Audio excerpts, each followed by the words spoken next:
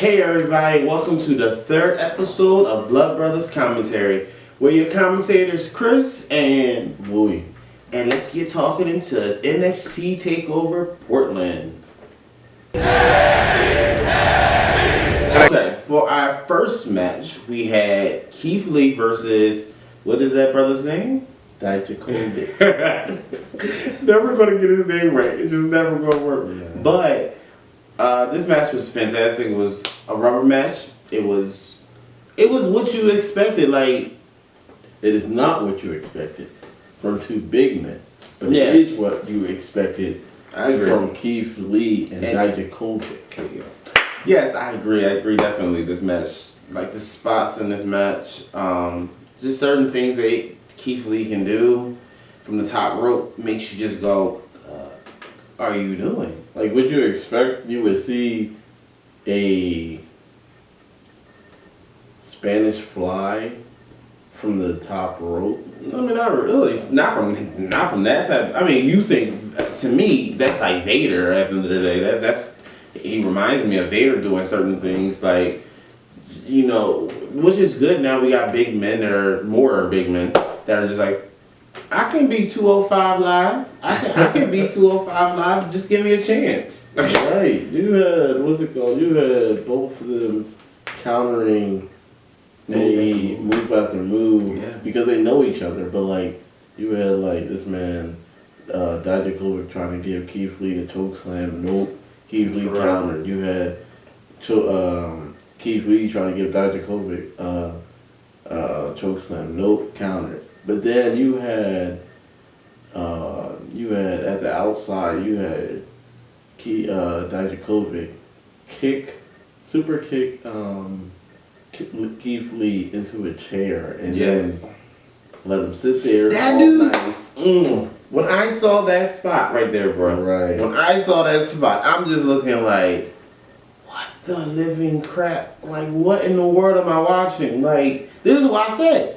205 big men at the end of the day. Yes, and he hit that spot. He hit. How do you hit him direct? And just was like, I'm thinking, oh, he gonna miss. He gonna miss. It's, you know, but no. And going in the match, I was like, my man Keith Lee is winning this. Me too. Me too. Keith Lee was just, I love, what is his name? TAKEOVER. There we go. I love him. He's fantastic. But Keith Lee is just like a little bit higher than TAKEOVER. Oh, I said his name right. But to me, like, yeah. You're right. And then at the end, I love the sportsmanship at the end of this match. At the end of the day, Right. I do. I really did love the So you sportsmanship. you gotta see on how it ended. So after the Spanish fly, it was supposed to end Keith Lee. 1, 2, kick out.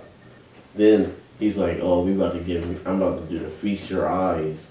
Give him the feast your eyes. But then his back came out. His back went out. And after that was elementary. Yes.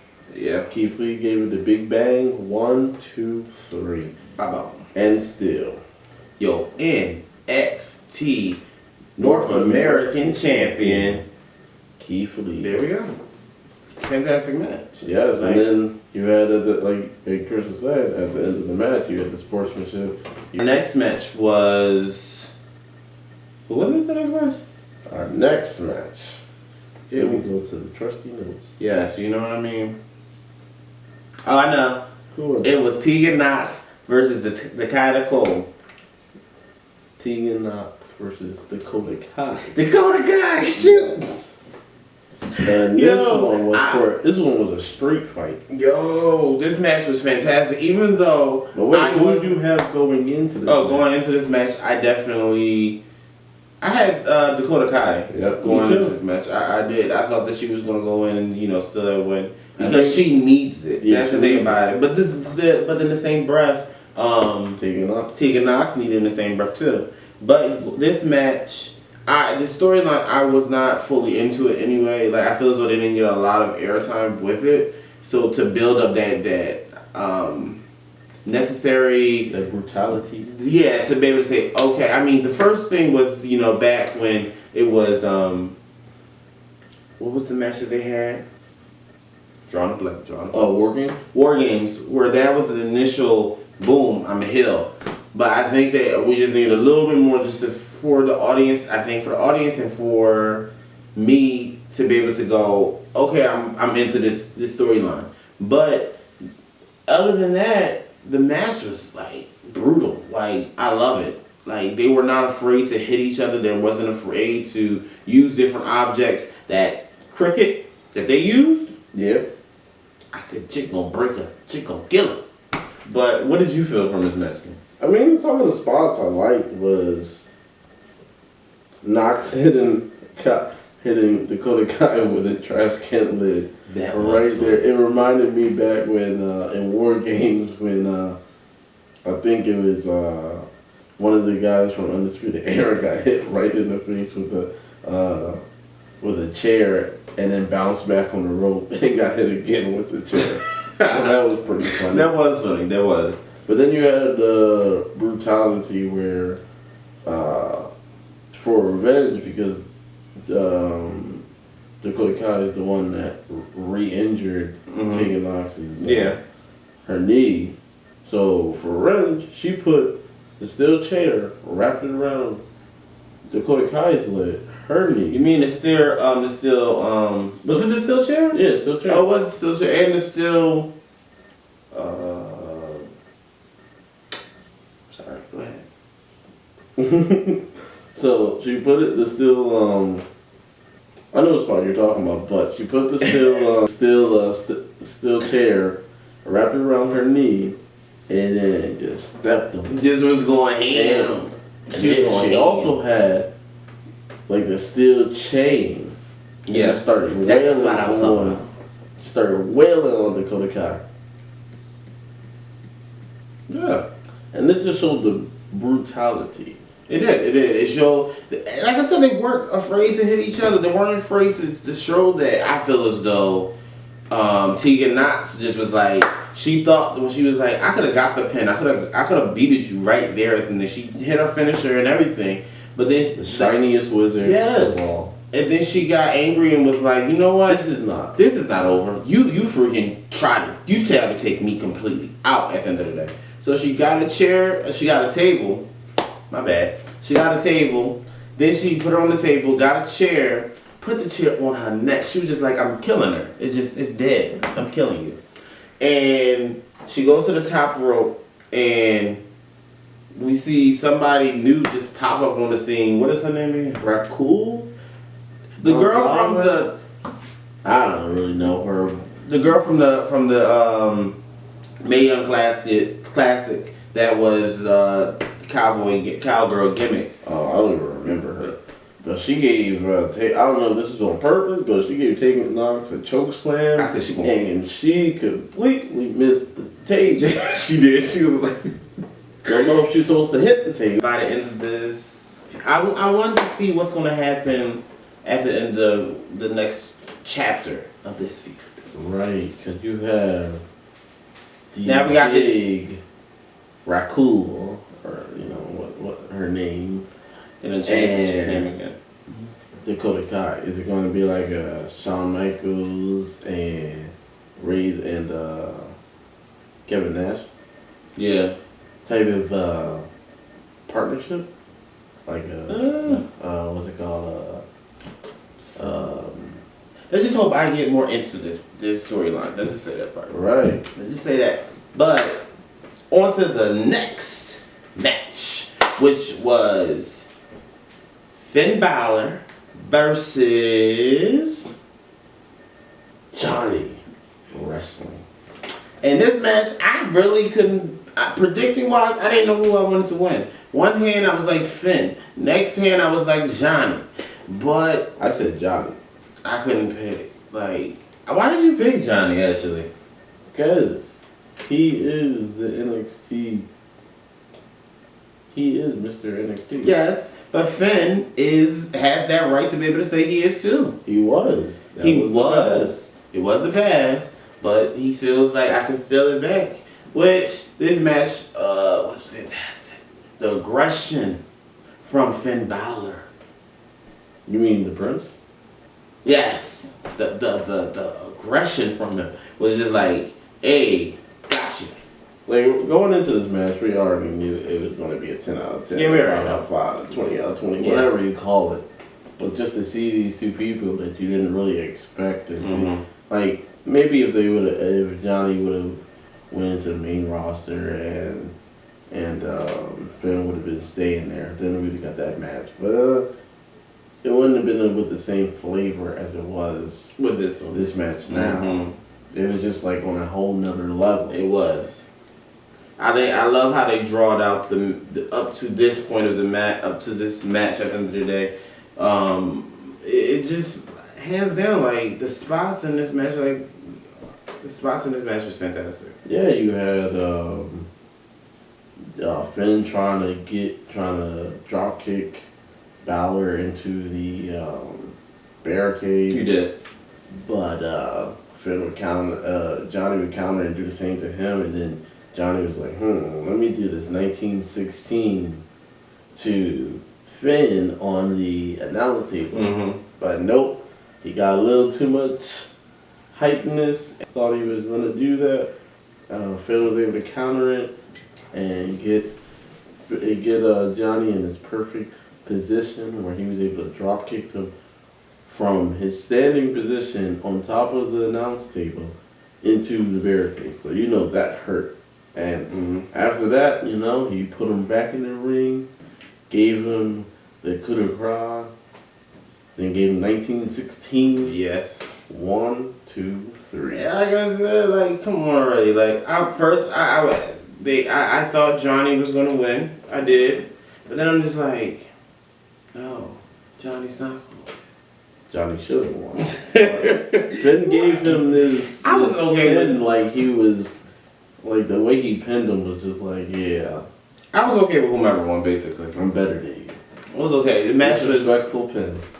Yeah, for real, but I was okay. He is the prince. He is. He came in there, stole the show. Both of them stole the show. So what is next? The next match was my queen, Bianca Belair versus Rhea Ripley. So we already know who you was picking to win this match. But for me, Bianca, it is Rhea Ripley. And we got to start off her title. Yeah, but we got to start off. Her entrance was dynamic. Like coming in as like giving us Queen Nefertiti vibes, giving us like just beautiful, like her role with the turning around and showing like Black history in the making was just like I can't say that.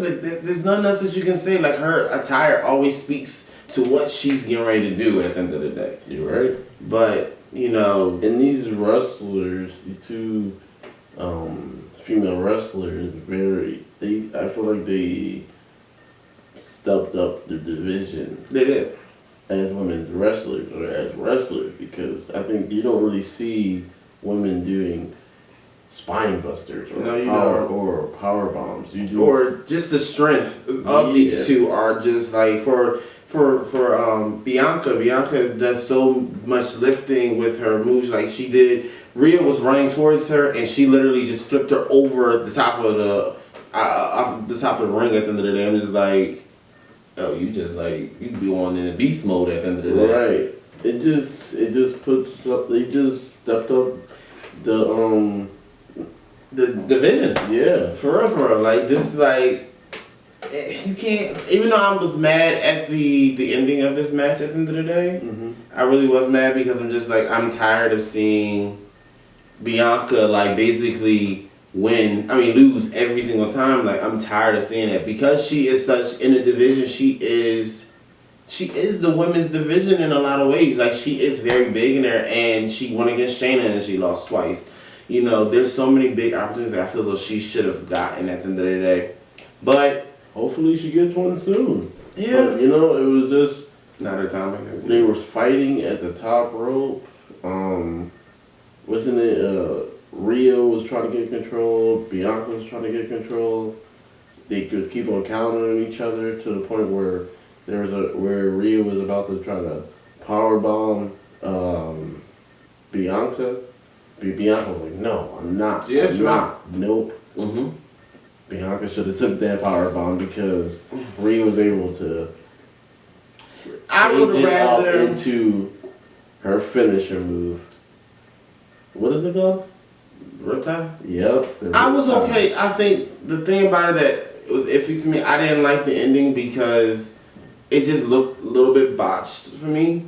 That ending look. I think, like you said, she should have took, if they was gonna go with Rhea winning, she should have just taken that move faster. It would look more precise. At the end of the day, it didn't look clean to me. It looked No fun, shady to Rhea Ripley, but I'm gonna see your faults more when you're going against somebody that I see as A level. So FEST. I mean, for me, I felt like the spot was perfect. You had somebody trying to counter, and Rhea just had to think on her feet, and she was like, "Oh wait, if I put your arm here and do this, I can give you my finisher. Checkmate. 1, 2, 3, Yeah. and your winner, and still the NXT Women's Champion, Rhea Ripley." You're right. Then, I mean, we had Charlotte Flair come out and basically say, now I got you at WrestleMania. She come out, she beats Rhea up. Then we thinking, oh, now the storyline with maybe Bianca's not going to be able to get into certain things with the match and stuff like that. But then she comes and attacks Bianca too. And so I'm like, maybe we got a little glimpse of hope coming. I don't know about that, because thinking about it is, she probably just attacked Bianca because last NXT, Bianca and Rhea attacked the Queen, so the Queen wants the revenge. Yeah, I give you that. But This is just NXT playing its part. NXT is great with storytelling. it is. It's very great. But on to the next match was... It was, I believe it was the Broserweights. It was the Broserweights versus the Tag Team Champions, the Undisputed Era. Yes, for the Tag Team Champions. Yes, it was. So who did you have for this match? I had the Undisputed Era because I feel as though they were just like, they're losing their titles. I mean, Roger Strong already lost his title, so I'm just like, they need this win. But, They don't need this L. I mean, it's not about what they need or what they do need, but we know, for me, it was the Broserweights. They was winning this match. They came in with the Brosermobile. Yes, they did. Yes, I love it. With the championship too. And they came in singing. I gotta pull this up. Isn't the how many fish can Bobby Fish find and Bobby Fish has the fish? How much fish? Yeah. How many fish could Bobby Fish fish if Bobby Fish had a fish? Yeah. And they had Bobby Fish's face. That was the funny thing at the bottom of the That screen. fish. Yo, Yo, that was the funniest thing. that really was. It gave you some excitement. It gave some. We already know they're gonna tear it up. We already know that. But Yeah. it gave some energy. Some not just some brute, but it just gave you some funny, some comedic Yes. purpose to the match as well. So And then the thing about with tag team division within NXT at the end of the day, their matches are always stellar. At the end of the day. You look forward to a tag team match. It's not boring. It's something new. It's something fresh at the end of the day. The teams are not split apart every 5 seconds at the end of the day when they're getting to be established. But the spots in this match, we go ahead. well, you had Matt Riddle. Yo, this man is awesome with the hot tag. He just came in, just keep on hitting people, bang, bang, bang, bang. But during this match, it was interesting to see that in both respective teams, they kept on mistakenly hitting their partner. But it was good for the partner thinking, the partner was like, oh, not thinking the person did it on purpose. Like with Pete Dunne and Matt Riddle, there was one time where I think Matt Riddle gave Pete Dunne a spear. I'm surprised Pete Dunne didn't think, oh, well, this is remembering of when Roger Strong attacked him. Like, oh, you trying to do this again? I thought it was going to be a little fighting right there. But it wasn't. Pete Dunne was like, okay, it was a mistake. I know this is a mistake. don't let this happen again. This was a mistake. But the same thing, Pete Dunne did the same thing to Matt Riddle before that. So they already, and then I thought that Broserweight's was going to win, but I also thought that Broserweight, somebody was going to attack each other. I thought it was like, because it's too friendly and too polar opposites. Yeah, very two polar opposites between these two at the end of the day. But that's what sometimes it makes a great team at the end of the day. You're right. This match to me, it wasn't match of the night for me, but it was, like I said, it's always A level. I love spots where you have you don't know what's going to happen, and you see both of the tag team, both of like Broserweights was together, and then you had the enemy, as in I think Kyle O'Reilly, just sitting there, and they're just like, what else to do? And they both kicked him, and it was funny. That was the funny part too. You're right. But we ended the match with the Broserweights getting the 1, 2, 3. Yes, so we have new tag team champions. We do. The Broserweights. Yes, and they, like I said, they deserve it. They need to give that championship a title as well. They come in 3s. Oh, brother. For real, Samoy. Yes. Oh, my gosh. Are you kidding me? But the next match was the main event. What was it, Muyi? It was Adam Cole versus Tommaso Ciampa. Oh, my God. I predicted in this match it would have been Adam Cole winning. No. Oh, no, I didn't. I did Tommaso Ciampa. You're right. Yep. I did. I'm trying to change it. You're not allowed to change your vote now. Hey, okay. It was Tommaso Ciampa. Like, I was predicting that Goldie was coming back home. Yes. Ready for the reuniting. And it feels so good. Yeah. But this match, like what? No. Oh gosh. I can't. The kickouts, oh my God. Tommaso, he just had Adam Cole scouted, and I don't think this was. I feel like this was their first time really one-on-one match. I think, and Tommaso just had him scouted. He just was able to counter every time Adam Cole was coming out with something, and it took to the point where Tommaso thought he had it. He gave him Project Ciampa 1-2 kick out. He was going for his draping DDT. I think it's called Willow's Bell. But he didn't get that. But he was able to give the fairy tale ending. Yes. Even the commentators, they were just like, yeah. Because Adam Cole, he gave him the Shining Wizard 1, 2 kick out. Yep. And what's it called? Even before then, he had taken Kyle O'Reilly and Bobby Fish's finishing move. I don't know what they call it, but their finishing move, and just got the Shining Wizard 1, 2. How you kick out? Still kick out. Well, they call him the what do they call him? What is his nickname? Who? Tommaso Ciampa. What is his nickname? I don't know. Well, but Adam Cole was going. He was like, I can't beat him.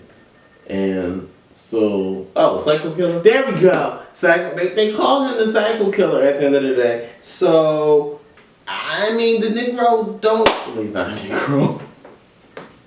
The guy really doesn't. I'm not shocked that he kicked out of every single last thing. Right. And then Adam Cole was like, alright, you gonna kick out everybody, alright. I got the Undisputed Era, y'all distract the ref, I'm gonna go get my title, and then hit him with it. No, what's it called? Wasn't it? Tommaso was able to counter that. Yes.